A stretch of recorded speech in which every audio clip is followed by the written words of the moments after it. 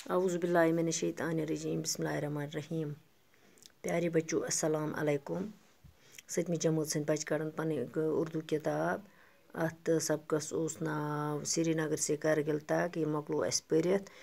आज अमिक अत सवाल करन। गोडुक सवाल श्रीनगर से करगिल तक कौन कौन से काबिल ज़िक्र मकामात हैं। गोडुक गांदरबल, कंगन, सोनमर्ग, बालतल, तरास और खुरबू। करगिलस तान कौन कौन जाय वुचान श्रीनगर पे करगिलस तान कुस जाय दुयम सवाल सोनमर्ग के बारे में चंद जुमले लिखिए। दपान सोनमर्गस मुतलिक लिखियो कह जुमला। सोनमर्ग एक सियाहती मुकाम है। ये सरसब्ज़ शादाब वादी ऊंचे ऊंचे पहाड़ों से घेरी हुई है। यहाँ चीड़ और दीवार के तनावर दरख्त सोनमर्ग खूबसूरती में इजाफा करते हैं। सोनमर्ग के दरमियान में एक साफ और शफाफ नदी बहती है। लद्दाख जा रही गाड़ियाँ यहाँ थोड़ी देर के लिए रुकती है। दपान सोनमर्ग अक सयाहती मुकाम तो अत सरसब्ज़ शादाब वादी ऊंचे ऊंचे पहाड़ थद थद पहाड़ देवदार कुल कार कुल दरख्त खूबसूरती इजाफा जात सोनमर्गी खूबसूरत जाय। दपान अत साफ तो शफाफ कोल वसान। लद्दाख ची गाड़ गसान हम कह टाइमस रुकान अत कत रुकान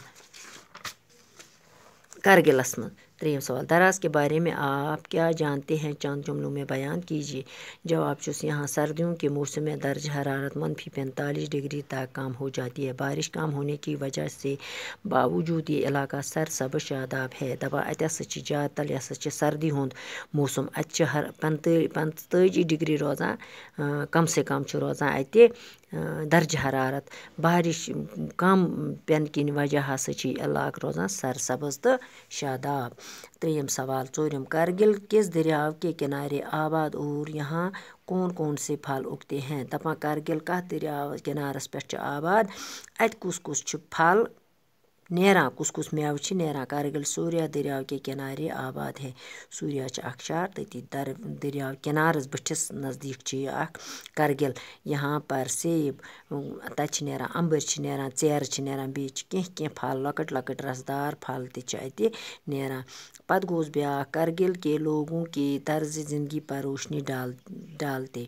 दपान करगिल केन यमन लूकन हज तर्ज ज़िंदगी कित पट वथान बेहवान कित पट पन ज़िंदगी बसर करा।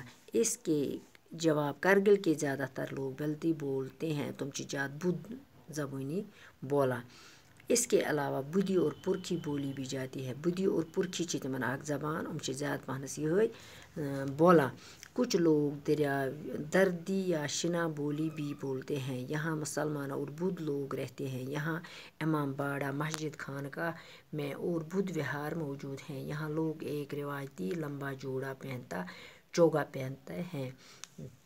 दपान तत ज़्यादा रोजान बुद्ध लोग। दपान तत इमाम बाड़ा मस्जिद तत खानका अत बुद्ध व्यवहार मौजूद। अत बुद्ध लोग ज़्यादा बसान। इन रिवायती लंबा जोड़ चोग हुक लगित लद्दाख कन जयन तो मोहनिन तम ज़्यादा पहनस लागान सुई। बच्चों आप अपनी कॉपी पर लिखना और याद भी करना। बाकी अस्सलाम।